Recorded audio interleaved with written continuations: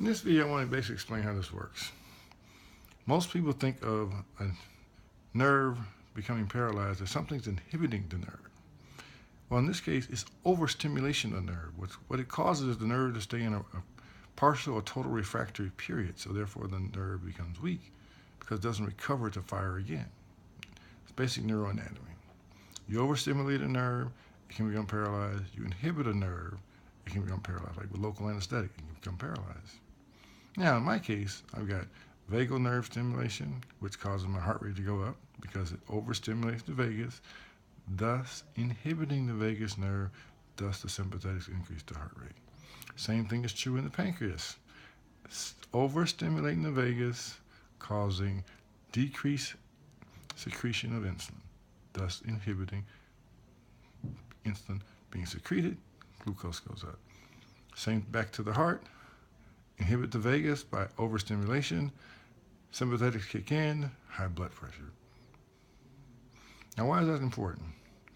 For the last 25 years, every time the government has tried to make me have the diagnosis of hypertension, I go to the doctor, my blood pressure is 180 or 120. Starting back as far back as 1996 when I was on active duty. Yet, every time I've had surgery, without any medication during that period of time, 25 years, my blood pressure has been normal for surgery. Now that's interesting. Here's another interesting tidbit. The second last interns I went to after being so-called diagnosed with diabetes, which I don't have, I decided to do something just to see what this is all about. This is what led to me discovering the things I'm telling you today. Number one, the doctor prescribed me 5 medications for someone who was newly diagnosed with hypertension in his eyes. Okay, so what I decided to do, my appointment, an hour before the appointment, I decided to double by taking 2 of every blood pressure pill he gave me. Labetalol, Norvasc, I don't remember what they were, diuretic, calcium channel blocker, right? Had 5 pills. It cost $1,000 to fill the prescription. Took it, and the interesting thing about it was my blood pressure still was 180 or 120. How do you explain that? You explain it by radio frequency implants that were implanted without my consent. Bottom line.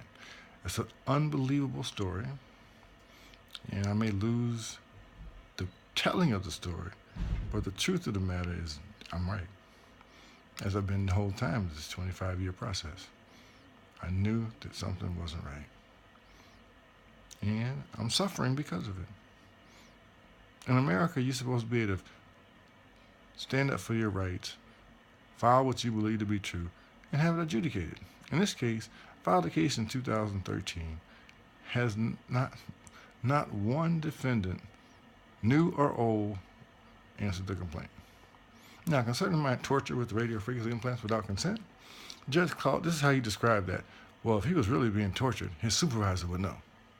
Now, tell me how my supervisor is going to know that my legs are swelling up from the intense pain, that I have radio frequency implants that are microchips. They're not visible. Now, if you recall the video in the past, they said they wouldn't use vaccines and flu shots.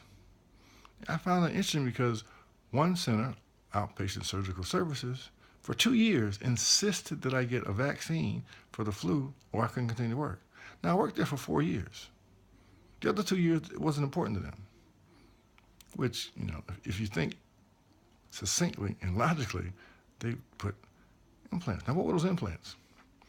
Well, I've had so-called diabetes for the last 3 years. In the last 3 years, I've probably checked my sugar 10 times. In the last year, I've checked my sugar 0 times. Yet I take insulin, and I take metformin in various combinations at various times, and I've never been hypoglycemic, and except for I was trending hypoglycemic, and I told the doctor, and he said reduce the insulin. And when I went to his office, my glucose was like 90. Which means it doesn't stay 90, it fluctuates, so I was probably right. That's the most interesting thing about all of this. I've been right about it all. The problem is the people torturing me are the government. And the court is the government. Therefore, I get no say in the court. They lie, they cheat. Judge even filed a case for me. The current case. I didn't file that. I filed a case 10 days prior to that, which is sitting out in legal limbo. No one's adjudicating it. No one's answering it. No one's doing anything to it. I don't even know where it is. That's the only original of the two cases.